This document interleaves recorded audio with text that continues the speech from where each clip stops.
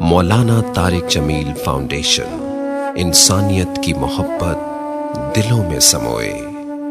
اس رمضان المبارک MTJ foundation پھر سے چاہتی ہے آپ کا بھرپور ساتھ، کیونکہ تعلیم سے دور، اپنی چھت سے محروم، صحت کے مسائل سے دوچار اور سیلاب اور زلزلوں کی تباہ کاریوں کا شکار لاکھوں افراد کی زندگی آپ کی زکوٰۃ سے بدل سکتی ہے۔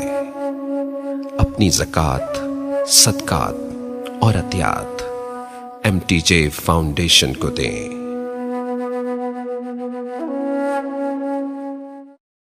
اس لیے میں تمہیں کھانے پر بھی بات کیا کرتا ہوں کہ کبھی بے سرے ہو کے نہ کھانا کہ پیٹ نکل آئیں تمہارے۔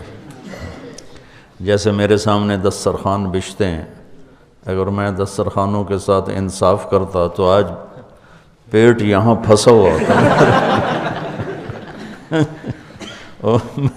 وہی میرا پیٹ ہی میرا میز بن جاتا۔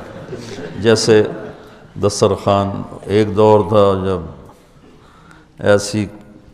ایسا کھایا کہ یہاں لاتے تھے تو بو آتی تھی، لیکن اس کے سوا کوئی چارہ ہی نہیں تھا، وہی کھانا پڑتا تھا رائنڈ میں۔ پھر اللہ نے کھول دیے دروازے، تو اللہ کا لاکھ لاکھ شکر ہے۔ تمہیں سبق دینے کے لیے بات کہہ رہا ہوں کہ میں دسترخوان پہ میں کہا کرتا ہوں کہ جو آدمی دسترخوان پہ ہاتھ پہ قابو نہ پا سکے اور غصے کے وقت زبان پہ قابو نہ پا سکے تو وہ نفس و شیطان کا غلام ہے۔ انسانیت اس میں بہت مشکل سے آئے گی۔ جو دسترخوان پہ ہاتھ قابو میں رکھے تو صحت ٹھیک، غصے میں زبان قابو پہ رکھے تو ایمانی صحت ٹھیک، روحانی صحت ٹھیک، جسمانی بھی روحانی بھی۔ تو میرے نبی نے کہا اگر تم نے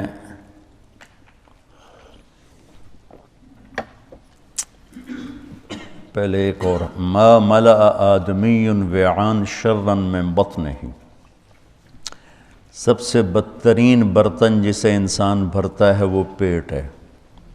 یہ ایک حدیث ہے۔ دوسری حدیث، چند لقمے کافی ہیں تمہیں کھڑا رہنے کے لیے، لیکن اگر تم کہتے ہو نہیں جی میں نے کھانا ہی کھانا ہے تو فثلث للطعام وثلث للماء وثلث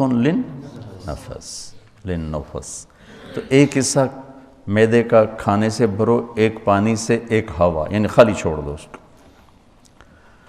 تو آپ لوگ، یعنی ہمارا ماحول، آپ سے رہا ہمارے ماحول میں یہ ہے کہ یہاں تک کھاتے ہیں، یہاں تک۔ ایک ڈائٹیشن مجھے ڈائٹیشن ہوتا ہے جو غذا کے تجویز کرنے والے، کہ یہ کرنا ہے، یہ کرنا ہے، یہ کرنا ہے، پھر آخر میں آپ نے کھانے کے ساتھ پانی نہیں پینا۔ میں نے کہا پانی پینا تو سنت ہے کھانے کے ساتھ، تو وہ ہنس پڑا، کہا جی جو سنت کے مطابق کھائیں ان کے لیے تو پینا ہی چاہیے، لیکن ہمارے جو مریض ہیں وہ یہاں تک کھاتے ہیں، تو پھر ہم ان کو کہتے ہیں پانی نہ پیو گے، ڈالو گے کہاں سے وہ، تو پہلے ہی یہاں تک پہنچو گے۔ تو پیٹ نہ بڑھنے دینا، ورزش کرو، سادہ کھاؤ، پیٹ بھر کے نہ کھاؤ، اور یہ جتنی غیر فطری چیزیں ہیں یہ اپنی زندگی سے نکال دو، ان کا نقصان ہی نقصان ہے، نہ ان کا کوئی مزہ ہے نہ ان کا کوئی فائدہ ہے۔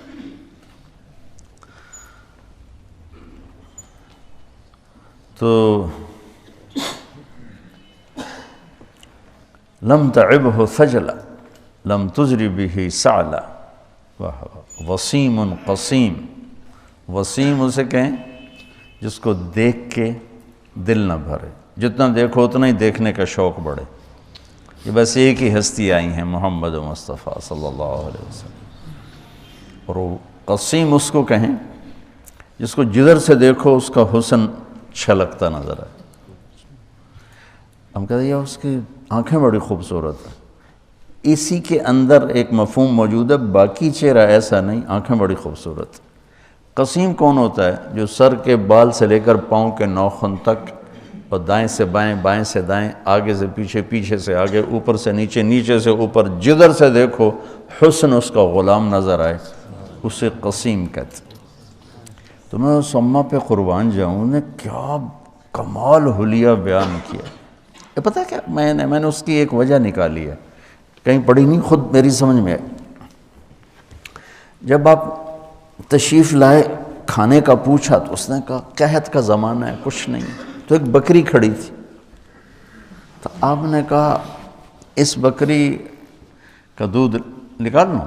میں نے کہا اس میں تو جان ہی کوئی نہیں، اس پر ہڈی ہڈی ہے اور چمڑا ہے، ماس تو ہے کوئی نہیں، کہاں سے نکالو گے؟ کہا تم مجھے اجازت دو۔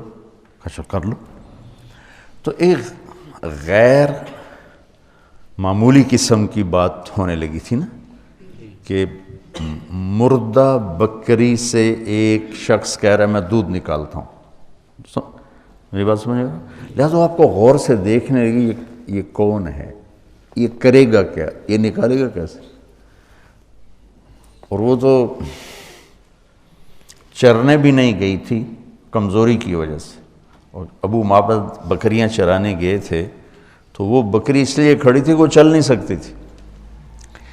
تو چونکہ عرب کے ماحول میں تو بچہ بھی جانتا ہے کہ اس بکری میں کچھ نہیں ہے، تو یہ کون بڑا آدمی ہے اچھا خاصا جو کہہ رہا میں اس میں سے دودھ نکالوں گا، یہ میرا ایک استنباط۔ لہٰذا اس کی نظریں جم گئیں، اب کیا کرے گا؟ تو آپ نے دودھ نکال کے بھر دیا اور سب کو پلایا، آخر میں خود پیا، پھر دوبارہ نکالا۔ بکری سے یہ بھی نہیں بھر سکتا، بکری کے دودھ سے یہ بھی نہیں بھر سکتا، ادھورا رہے گا۔ آپ کے ہاتھ کی برکت سے اتنا نکلا کہ چاروں نے پیا، پھر دوبارہ اس کو پورا بھر کے چھوڑ کے چلے گئے، تو وہ نظروں میں وہ اتر گئے۔ بکری کی عمر ہوتی ہے 7 سال، نہ ذبح کرو 7 کے بعد شاید ہی کوئی بکری زندہ رہتی ہو، طبعی موت۔ یہ بکری 22 سال زندہ رہے اللہ کے نبی کے ہاتھ لگنے کی وجہ سے، 22 برس سے اس نے عمر میں ذبح نہیں کیے گئے، مر گئی۔ تو لہٰذا اس نے پھر الفاظ بھی ویسے ہی نکالے، الفاظ کی موسیقی دیکھو، رأیت رجلا ظاہر الوضاء ابلج الوجه حسن الخلق لم تعبه الثجل لم تزر به سهل وصيم قصيم في عينيه دعج في صوته سحل في أشفاره وطف في لحيته كثاثة في عنقه سطع أزج أقرن أكحل أحور إن تكلم علاه البهاء وإن سكت فعليه الوقار۔ سبحان اللہ، کیا الفاظ! جس کو عربی کی سمجھ نہیں نا، وہ بھی مزہ لینے لگ جاتا ہے کہ اس میں موسیقی ہے، ردم ہے، نظم میں شاعری ہے، نثر ہے، اس میں شاعری ہے، الفاظ کی شاعری ہے۔ جیسے قرآن کا ہے کہ ہے تو وہ نثر لیکن لگتا ہے جیسے شاعری ہو رہی۔ کمال اس اماں نے کر دی۔ اللہ نے زکوٰۃ فرض کی ہے تو زکوٰۃ نکالو۔ اب تو اتنے حالات ہیں کہ متوسط طبقہ بھی زکوٰۃ کا مستحق ہے، اپنے زکوٰۃ سے بڑھ کے نکالو، چونکہ زکوٰۃ دینے والا بخیلوں سے تو نکل جاتا ہے، لیکن سخیوں میں داخلہ اس سے اوپر کرے گا تو ہوتا ہے۔ 2,500 دے دیا نا 1 لاکھ میں سے، تو اب آپ پہ بخیل کا لیبل نہیں لگے گا، لیکن سخی کا بھی نہیں لگے گا۔ اوپر 54 خرچ کر دو تو ایک سٹیپ آپ آ جائیں گے۔ سخی بن کے زندگی گزارو، لوگوں پہ خرچ کرنے کا مزہ بہت ہے، جوڑنے کے مزے سے زیادہ لگانے کا مزہ ہے۔ تو رمضان آ رہا ہے، خرچ کریں، زکوٰۃ سے بڑھ کر دیں، انتہائی ضرورت مند ہیں ہمارے لوگ۔